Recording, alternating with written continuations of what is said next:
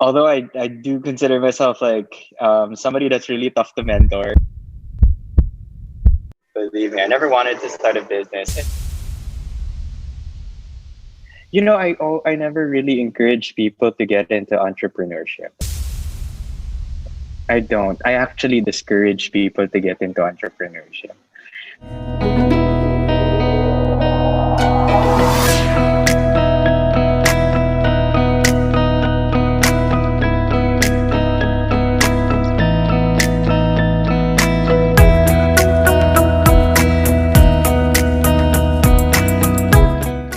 Growing up with a silver spoon and coming from a family of businessmen, our guest for this episode chose to live a life looking into solving the unnoticed problem of the society. Breaking the stereotype attached to rich kids, Manolo Mariano or EJ to France has proven otherwise, eyeing social problems that are less noticed by the society. Being the CEO of Acaba at an early age, he made his mission in providing livelihood to Ilocos waivers and turning their products into an international brand.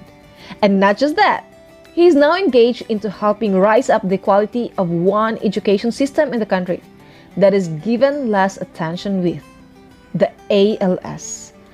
Our guest for this episode's 100 Stories for 100 Inspiration is my batchmate at CNN's Final Pitch Season 6, no other than Manolo Mariano.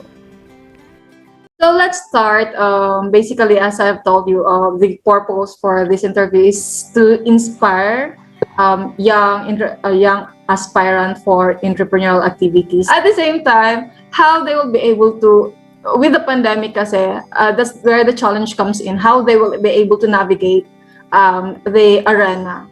Although the perspective before about business is you can just thrive as long as you have the passion, but the pandemic kasi was the game changer and how to think on how your perspective will be.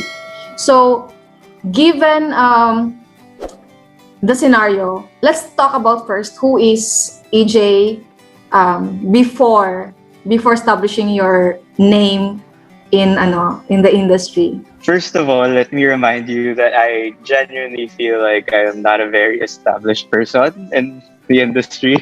So humble. I think I'm just doing what I can. I genuinely think I'm just doing what I can. But I guess before I started my business, ano lang ako, chill lang ako na tao. I mean, I had a lot of fun. I was doing radio, I was doing TV. I started showbiz kadire. I started showbiz I was 12. Oh, really? So I just got into all sorts of stuff for fun. It wasn't really like a need. I mean, wala eh, parang andyan eh. So, sayang, di ba? Sayang the opportunity. I went to the university thinking that I wanted to go to law school. To hopefully get into a lot of social impact and development work, a lot of pro bono work for Filipinos in general. Tapos I guess some point in like my college life, I kind of connected back to a lot of my volunteer work when I was much younger. I've been volunteering since I was like 8. Ooh. For various NGOs because of my family. We're heavily involved in a lot of nonprofit initiatives all over the Philippines and in the States, in Cambodia. Parang ganun kami pinalaki. So I wanted to be a lawyer to help create that change, and then when I got into college, I realized that I didn't like the studying part. I don't want to go back to school for another 5 years. And if I wanted to change the world, I could do it now. I mean, as a student, I was very average. I don't know how I graduated. I did, though. I don't know how I did it, but I did. Honestly, I was just having a lot of fun with life. And, life was good. Our parents raised us very well. I'm surrounded by a huge family. There were 5 of us siblings. I have 50 first cousins. Big family. Like, I had a pretty good life growing up. The typical Filipino numbers. And actually, like, I didn't want to start a business. I never wanted to, believe me. I never wanted to start a business. It just so happened that the social impact that I wanted to create needed a business to work. Yeah. Were you the type of Elon Musk and Mark Zuckerberg, like, I don't really have to worry about what I need to eat for the next day because, and I just have to focus on my passion. Was it there on your mind, or it's a different Oh no. mindset? Oh gosh. I think like when I talk about passion, because passion is like a very dangerous thing. Mm. When you're a businessman, because passion clouds your judgment. Like if it doesn't make sense financially, mathematically, logically, and all forms of logic and thought, it's usually passion that clouds your judgment. So I'm passionate naman about what I do, but I don't see myself. I don't see myself being clouded. I don't see my judgment being clouded by quote unquote passion as much as it affects other people. I've seen so many people um, making the wrong decisions over and over again because of quote unquote passion. Passion. So, you got to be practical. Starting Akaba, Akaba was Yeah. your baby, Yeah. right? That's the first venture you have started with, or there were something before? It's actually my second business. Mm-hmm. My first one, I sold it. It was a college thing. So what we did, I think I was in my sophomore year. What we did was we paid Ateneo, my school, like university. We paid Ateneo like a licensing fee. Okay. So you can produce products with the Ateneo name on it. Parang trademark licensing keme. Because apparently Ateneo is a trademark. So you have to pay for that. So I can make Ateneo jackets and stuff. That was my first business. And then I had it for like 4 years, and then I sold it. That was like the first business I sold. And it was good money, ha. Sobrang daming streams of income. So I was doing the radio, the TV, that I was paying money. And then my business, yeah, the jackets, so I was always like hustling. Oh, I was always it's in hustling. the blood. It's already in the blood. So, with Akaba, how did you started conceptualizing Akaba? So I think like 16 years ago, my dad's family donated a piece of land to Gawad Kalinga in Ilocos Norte. I think I was 8 at that time. Of course, we were there to help build the houses because syempre lupa, so family thing. Naging family thing, we were building the houses and stuff, and that was a lot of fun. Um, and then I never came back. When I was much younger, I thought that building houses for poor people fixed poverty. And then, I just had this like dream in my head until I graduated from college na. And then when I graduated from college, parang nag-road trip kami nung barkada ko. Inuwi ko, sabi ko, tara, dun tayo sa amin sa Ilocos, tara, let's go, ganun, 1 week tayo, woo! So we did that. And then, parang on our way to one of the tourist spots, I realized na malapit siya dun sa village that I haven't visited in 10 years. So I said, like, I was so proud of it. I was like, guys, 10 years ago, like, my family donated this village. Daan tayo, malapit lang. And then, like, when I went there, it was depressing. It was terrible. Like, the place was falling apart. Some houses didn't have roofs. Their windows were broken. Each family, they had like 7 kids. Stuff like it was terrible. And that parang burst my bubble. Ano yung ginawa namin 10 years ago? Asa na? It wasn't this. But that's the reality. It's a very systemic problem that involves a lot of layers, a lot of mindsets, and a lot of cycles. So medyo parang napahiya ako sa friends ko na parang proud na proud ako nung una. So parang hindi ka na. Tapos, ito pala yung And inabutan then, before graduation, yeah, so before graduation, I was like, dude, I gotta do something. This is like, and then the same people I brought there, I was like, guys, let's do something. Let's build like a livelihood program. We have graduation money, daming regalo from our titos and titas, just giving us money because we graduated, and then, like, tara, let's come back there. Let's have a livelihood program. And then, we taught them how to weave. Very simple. Because it's a very domestic trade. You just stay at home. You can take care of your kids, clean your house, and then leave. You don't have to go anywhere else. You make money. But again, like we weren't solving the problem because you just taught them how to weave. Hindi naman sila marunong magbenta. Hindi naman sila marunong So after the entire exercise, I think that was around like $4,000 or $5,000 na nag-raise kami ng pera from everywhere, friends, family, out of our own pockets. They kept weaving and weaving, and then wala, nakatenga yung finished product. So that's when we realized na parang, okay, we can't do this. This isn't sustainable. So, kami mga lakwachero. I mean, really kami mag-travel. Kami ng college barkada ko. We've been to like 13 countries together. Believe me. So, like, we decide something that's suitable for our lifestyles, di ba? True. Let's make bags. Total, mga lakwachero tayo. And then we sold it. We sold it na lang. Parang, sige tayo na magbenta. Tayo na lang din sa mga friends natin. It's very, very typical startup na parang friends and family mo yeah.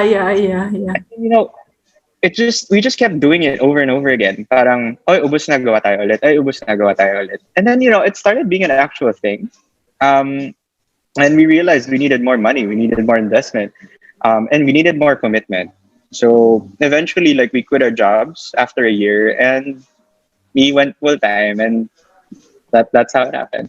Wow. Great. Out of 13, ilan kayo nagpatuloy for Akaba?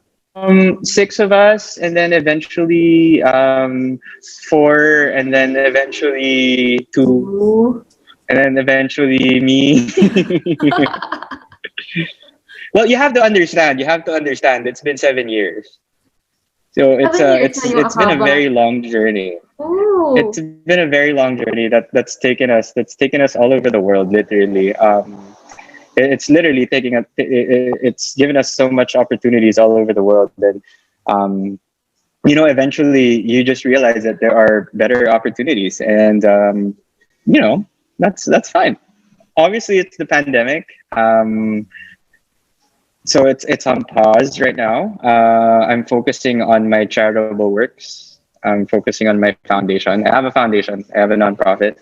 And I feel like now is not the time for me, given my skill set, my passion, my network, my capabilities. I feel like now is the time for me to focus on my social change and my social impact projects instead of a business. So okay. So like, who's taking care of Akaba, or like, what's the status of Akaba right now? It's still running. Prior to the pandemic, we had 20 stores nationwide. It's just that, of course, because of the pandemic, we had to close all of them. And we have no plans on reopening anytime soon. We're operating purely online. And of course, we had to, make some adjustments, downsize our employee numbers. We had to liquidate some assets, some products. It happens to everyone. Yeah. But I'm genuinely thankful that we still have the opportunity to be able to operate at this time. Yeah, that's really great. Like, sustaining business in the middle of the pandemic is something that really requires the grit. Oh. So how was the guidance? Like, how did you took the mentorship from your parents, or you just did it on your own? Honestly, I have a hard time taking advice from other people. Although I did have a lot of mentors in my life. Of course, my parents are number one, and they've always been there for me, incredibly supportive. I think I've kept a lot of my teachers in my life, my high school, grade school, and college teachers, the ones that made a really lasting impression for me to get to who I am today. Like, they're still in my life right now as my mentors.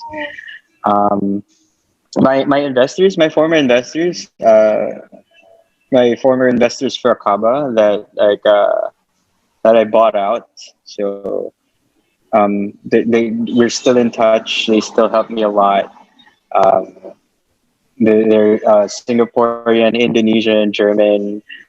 They're from all over the world, really, and they've just been incredibly supportive and very, very, very nurturing. Although I do consider myself like somebody that's really tough to mentor, kasi nga sobrang tagas ng ulo ko. I won't deny it. Were you operating Akaba worldwide already, like distributorship, or was it for Philippine? Yeah. No, we were distributing it like everywhere. We were distributing it off at Toronto, San Francisco, Hong Kong, Singapore, Indonesia, and Cambodia, Thailand at some point. It was crazy. I couldn't get sleep. And no, I think that was the time kasi that like, when my co-founders eventually decided to move on to other ventures. So, I had to be in like 5 different places at the same time. Oh So gosh. um, the pandemic is good for me, like mentally, because I was able to really like focus and realign. And I mean, when it got big and everything, I just didn't feel like it was what I wanted to do. Mm. So yeah, when the pandemic happened, it forced me to stop working and just think. A lot of prayers for sure. Mm-mm. Honestly, like prayer and reflection really. That's what got me through, and that's what's getting me through the pandemic. So Wow, that's awesome. I mean, like, pandemic was actually a blessing. Although as much as like others are really having a bad time with the pandemic, but well, it becomes a blessing. it's still tough for almost everybody else. I just find myself to be very grateful that I'm in a position where I can say that it's sort of course, it was terrible for me and my finances and everything, diba? And whatever. But I found that I was able to, get something positive out of it na lang siguro. So I guess that's one of it. Yung ano na lang yan, yung optimism na lang yung nagdadala sa'yo to just keep pushing forward. You said like co-founders breaking apart. How is it? How did you navigate it? Of course, you kind of get used to working in rhythm. There's like 6 of you, and then you know, um, everything's easy. Because you're working with like really smart people, like people you trust. People you see as family, and then eventually, like people move on in life. Realize that it might not be for them in the long run, and that's fine. Of course, initially, like it was pretty hard to accept. Parang tough pill to swallow siya. Ako before, I didn't know how to make cash flow, P&L, ganyan. I didn't know. I just know how to draw and make designs for the bags or whatever. I didn't know anything about HR management. So actually, it was great for me because it was an opportunity for growth. Personally, it was a great opportunity for growth. I just learned so much. And a lot of things I can do now is mostly because my partners are gone from the business and I didn't have a It's choice. survival. You tend to learn a lot of things when you're left hanging in a cliff. Na you don't have a choice. You need to pull Mm-mm. yourself up. Otherwise, you'll just be going Yeah. down. I do have also the tendency to really hold on to people. Kaya nga, as much as possible, like I want to keep them near to me, but then eventually I grew up now, they just have their own priorities later on. Like not all the time they will be with you. So you're just the one who's clinging onto Yeah, them. absolutely. What pushed you for for TFP?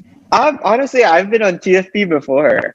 I've been on TFP Which before. season? Because I feel Season like I've two. been watching Yeah, I was season two. two. Okay. So I'm gonna go back. Oh, John and I have been in touch. Like we've been in touch. John and Monica, we've been good friends after the show. And when season 6 came up, they're like, "Oh, EJ, para sa'yo to bagay ka dito," because they know what I do.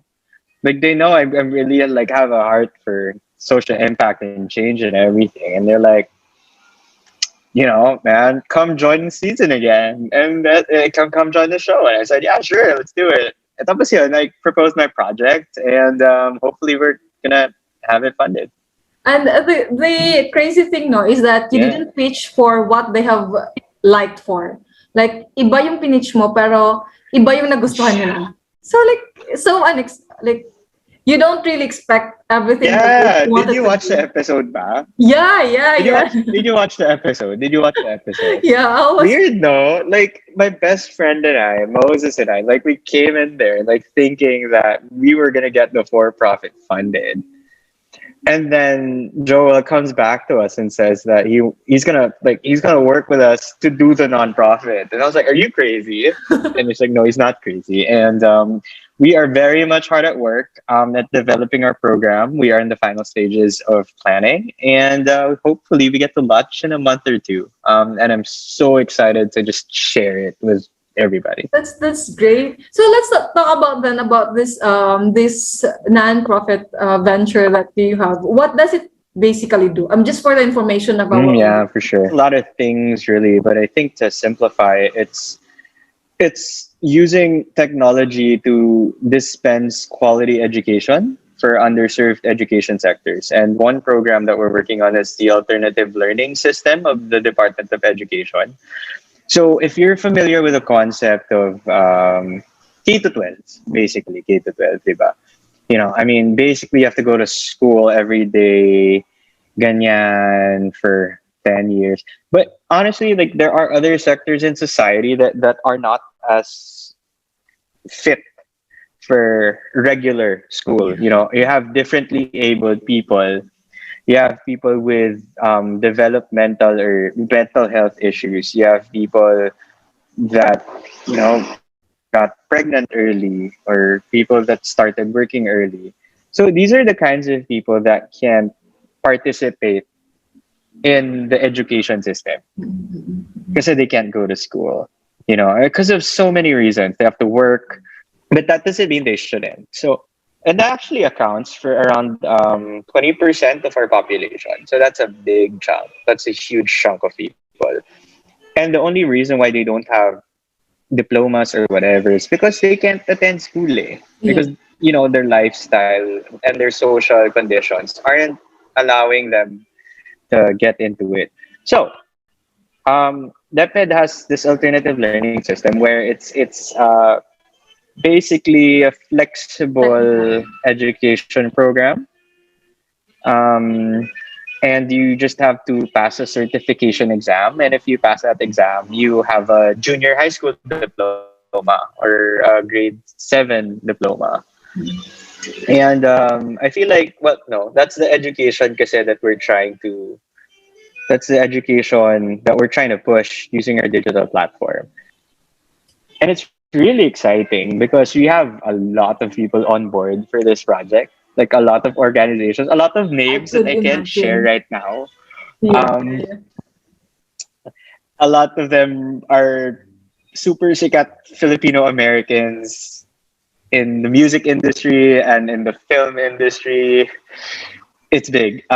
That's why I'm so excited for the project and to just launch it, just to get it out there. So I'm so happy. For those who weren't able to make it, what is their fate? Saan ano yung ano nila? Like where are they heading? they're out of school for a reason. The thing is, they don't have a healthy relationship with learning, and that's the key problem that really affects the dropout rates and the passing rates. Is students not having a healthy relationship with learning, and having a healthy relationship with learning is systemic. It involves your family, it involves your community, your friends, your neighbors. It involves your religion. It involves your teachers. And, and if you don't have a teacher that ties everything up, parang kahit anong aral, kahit anong sipag, nung gustong magbago, gustong magbigyan ng pagkakataon magbago, tutumba at matutumba yan. And the thing is, they fell na before. These people fell before, and they're trying to get back up. They're trying to get back up. And the thing is, when they fall again, they fall harder. Mas mahirap bumangon Yeah. pag natumba ka na ulit. This is why I'm such a strong advocate for this program, and I have been for the longest time.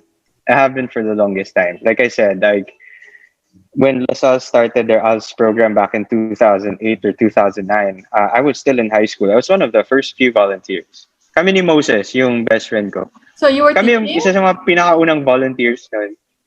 Yeah, we were teaching in high school pa lang kami, we were already teaching our students. Oh, so proud of you guys. So And really proud of you I've guys. seen. Thank you. I've seen positive change, and when you see kasi positive change, parang nakaka-addict. Gets ba? Yeah. When you see when you see transformative change in other people and you've been a part of that, parang nakaka-addict siya. Like I used to work with the SWD before for communities in Northern Samar after the typhoon, and like it's hard to leave them. Mm. It's hard to leave them in a way na you created an impact, pero the impact they have created to you It is is. It's really more. hard. It's really So hard. yun, parang ang sarap tumulong, especially if it's a community, and then the impact is not just for a small, that it creates a ripple effect. So right now, have you started implementing it? We are in the pre-production stage. It's a very ambitious project. Right off the bat, the project is going to cost us $2 million. Oh, I can't disclose that's anything else other than that. But I would say we are 90% ready to start. So we're going to be starting by June, and it's really exciting. And hopefully we can launch it by August or September. Yeah. that's awesome. What do you want to get out of this? Like, what is the return you wish to? I don't know. Honestly, nobody's asked me that question. Ha. Parang ano napapala ko dito? Hindi ko alam. Yeah. Hindi naman Now I am here. hindi naman pera. I find satisfaction, fulfillment, like happiness, and just seeing seeing change, I guess, in other people. Parang okay na ako dun eh. I just came across that question kasi with Simon Sinek, and it's actually one question which I received also from one of the people I tapped at Startup PH. He asked the same thing, and it actually brought me also a lot of questions. Now, why am I doing this, and what am I after getting from this? Now, knowing that you could have lived, knowing your status, probably you could have lived a better life even without working. You could already, have that life. Na okay, I can go on without thinking much about other people. I gave up an opportunity to settle down and get married because I felt like I wasn't done with my work. Okay. Like I feel you. I completely understand where you're coming from. I gave up the same exact opportunity. Ewan ko, it just didn't feel right to stop at that time. And it still doesn't feel right to stop now. And I don't regret that decision. It's gonna compromise my purpose in this universe or my mission or whatever it is that God put me here for. Parang wag na lang muna. Oh. Wag na lang muna. Napansin mo ba, a lot of the sectors I work in, a lot of the development sectors I work in, yung mga hindi talaga pinapansin. I don't work with street children because ang dami ng mga street children orgs. I don't work with single moms kasi ang dami ng mga foundation for that. I work with people in the hinterlands in the middle of nowhere, crossing seas and rivers to you know what I mean? Like I feel like the people I work with are I can't leave them. I can't stop my work because honestly, konti lang kami that they're helping them. Do you consider yourself as doing the same thing like for the next 10 years? I am open to another 10 years. Pero hindi ko alam. Things might change. Priorities might change. Hindi ko kasi siya iniisip kasi alam ko hindi pa ako tapos. There's still a lot of work to be done. I want to retire soon though. When do you think it's the best? When can you say that it's time to stop? I am not yet done. I don't know. But if and when I find out, I'll tell you guys for sure. A lot of people have told me to stop. A lot of people have told me to move on with my life, settle down, commit. Other people in my team, in my founding team, I guess have realized it's time to stop. I haven't realized that yet, and I'm still here. Well, that's awesome. I mean, like, as long as you have the purpose and you still have that passion burning, just maximize it. I still do. I still do. And I guess that's why I'm still here. Yeah, definitely. I mean, like, it will run out, or maybe not, but it will slow down. But while you are still in that heat, seize the moment. I was so happy. I'm just so happy with this talk. Kasi I was initially talking, like thinking I'm gonna discuss more about the Kaba, and then we ended up talking again with the same shift with the final pitch, talking more about the ALS, and it's so dear kasi to me, and I'm just happy that you are there. Honestly, no one ever bothered to take a look into the situation outside of what the government is doing. Like the initiative of the government is there, I know. but private entities na who are really working for it, I haven't heard one. And coming in from you, who is not really in the educational sector, like you're not a teacher by license, you're not, I'm not. someone I'm not. who notice it should have been from the same industry, but it just came from someone who's just a passerby, maybe. I guess first in the Philippines, maybe, that we are working for this kind of initiative.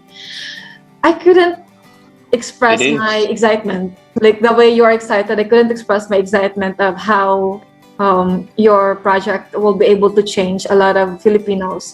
Before we end, can I have your like a message to, maybe not anymore, partly maybe for the entrepreneurial people who wish to dig into the ventures, but for this new project, like what do you wish for? Parting words. I never really encourage people to get into entrepreneurship. I don't. I actually discourage people to get into entrepreneurship because it's genuinely the most exhausting, tiring, mentally depleting thing that you can ever choose to do. It's worse than being a parent. You know how being a parent, like, it's 24/7, you don't get sleep, you gotta always worry about your child. Being an entrepreneur is definitely infinitely much harder than that. Because you're accountable for your customers, for your employees, for your staff, for pretty much everybody in the system. Your suppliers, it's this web. It's this big web, and you're in charge of all of that, and it's really exhausting. But then when people when people actually make that decision to be entrepreneurs, I support them all the way. I think the message would be, like, I wouldn't encourage you to do it. I just want you to think really hard first. And it's not even just about thinking, it's also about listening to other people. And I think more importantly, it's also about listening to what God is trying to tell you. A lot of people get into entrepreneurship and running a business for the wrong reasons. Like, they want to make money, they want to look famous, they want to make papogi to their friends, maganda sa friends sila, and these are the worst reasons to get into entrepreneurship. Because when things are tough, hindi ka na pogi, hindi ka na maganda, hindi ka na bida, all of these things. And so I would tell people to think. And then once they've made that decision, I think they have to surround themselves with the right people. Surround themselves with the right people that can help them make the right choices. And, just pray. Lagi. Because sometimes it's not about what you want to happen. It's what God, it's what the universe, it's what fate or whatever you believe in has decided to happen. It's not even about you sometimes, and running a business is never always about you. It's always about other people. It's always about, It's all about your purpose. So there. Yeah, thank you so much. Mag-request lang siguro ko next time ng once you were able to launch your project, I would be happy and I would be honored to have you back on board and just discuss anything about the project. Like, I know there's a lot of restrictions right now about the project details, but hopefully once it's up and running, and There is a lot. you're free from Up your and running. I business. can't wait to share. I genuinely cannot wait to share it with all of you guys. So thanks for having me. I hope I was as insightful as you expected me to be. We haven't really known each other that long, but you were able to open up and really share whatever you have. I think an opportunity to share wisdom is always a welcome opportunity. I'm not saying I'm wise. It's just I feel like I've learned a lot in life and I have a lot to share. And every time people ask me to share something, I do. It's really great. Diba? It's really great. Yeah. Yes. Thank you. Thank you so much. I really appreciate. Bye-bye. Thank you.